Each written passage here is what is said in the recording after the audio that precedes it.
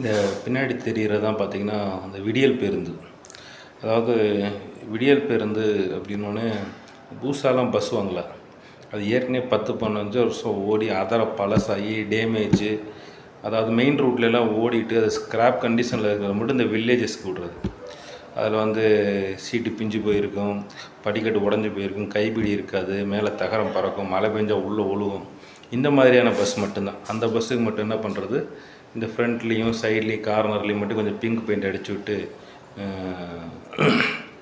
அது என்ன இலவச பயணம் பெண்களுக்கு வந்துட்டு.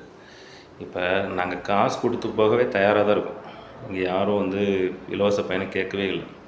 ஆனால் ஒரு நல்ல பேருந்து வசதி, அதாவது பாதுகாப்பான, மழை பெஞ்சா ஒழுகாமல், ஆக்சிடெண்ட் ஆகாமல், ஒரு நல்ல ஸ்பீடாக போகிற மாதிரி, பிரேக் அடித்தா நிற்கிற மாதிரி நல்ல பேருந்து மட்டும் கொடுங்க.